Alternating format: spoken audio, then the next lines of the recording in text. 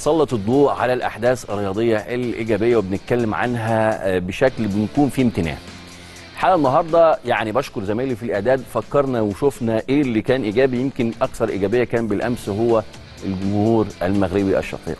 ظهرت بالأمس في مشهد عربي مشرف لمساندتها النادي الأهلي بطل مصر في مونديال الأندية، مباراة قدام اوكلاند طبعا سيتي في مستهل المشوار. اللقطه دي يا جماعه كتير بيحاربوها، مش عايز اقول لك بس لا، يعني هي دي الطبيعي اللي المفروض تكون ما بين الاشقاء، ما بين مصر والمغرب. هي دي الصوره الطبيعيه اللي المفروض نشوفها. مشهد رائع كان جميل جدا ويستحق الشكر والتقدير. الجمهور عربي شقيق مش جديد عليهم ولا على المغرب كلها.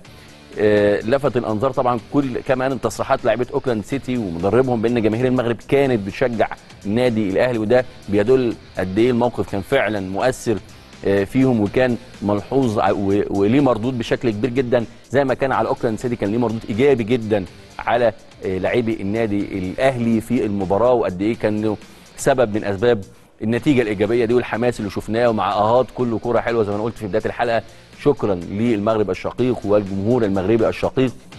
بالتوفيق لكل الفرق العربيه في مونديال الانديه، بتقدم اداء مشرف ان شاء الله يكون يليق باسم الكره العربيه. اكيد طبعا انا بشكر الجمهور اللي جه النهارده، اللي حضر، اللي هو مساندنا النهارده من اول ما وصلنا المغرب. بصراحه الاستقبال كان رائع، والجمهور كان النهارده مساندنا. انا بشكرهم اللي هم جم النهارده، وان شاء الله اللي يكون يجوا الماتشات اللي جايه ويشجعونا، وربنا يكرمنا كده ان شاء الله الفتره الجايه. شكرا.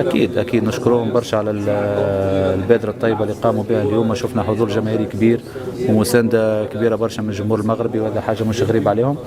نشكرهم وان شاء الله يكونوا حاضرين معنا في قادم المقابلات بنفس الاعداد ونفس الشغف اللي شفناه اليوم ان شاء الله. لا احنا ناخذ المقابله بمقابله، معنا المقابله اللي جاي مع الفريق الامريكي مش يكون مختلف على المقابله نتاع اليوم. لازم نحضروا المقابله نتاعنا كما يلزم، ناخذوا افكار ان شاء الله نهارين هذم على المنافس نتاعنا من الاطار الفني، وبقدره ربي ان شاء الله من هنا لنهار المقابله نكونوا حاضرين وان شاء الله ويكونوا جديين وننتصروا ونتاهلوا ان شاء الله. ان شاء الله يكون نهائي عربي ان شاء الله باذن الله. الجمهور المغربي طبعا من الناس اللي بيحبونا جدا واحنا بنحبهم، اشقاء. يا رب يديم المحبه بيننا ان شاء الله. يعني ده ملعب كبير وملعب محترم، وطبعا بنشكر الجماهير اللي جت ساندتنا النهارده الحمد لله. لسه ما اتفرجناش عليها، هنفرح النهارده، هنركز بكره ان شاء الله نتفرج على الفرقه وان شاء الله نقدر نصعد ان شاء الله الماتش اللي بالتاكيد. دعم الجمهور المغربي ساعدنا كثيرا.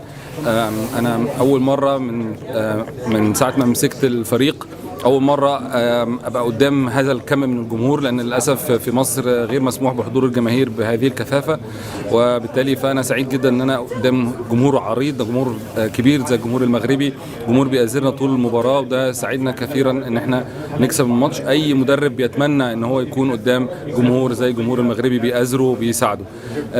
لكن أنا بقول أن احنا الماتش ما بدأناش فيه كويس، يعني البداية ما كانتش طيبة في الشوط الأولاني لغاية لما أحرزنا الهدف. كان في عدم تركيز، كان في شويه توتر في البدايه، لغايه ما احرزنا الهدف نزلنا الشوط الثاني واحنا عندنا ثقه اكتر، لعبنا الكره بتاعتنا.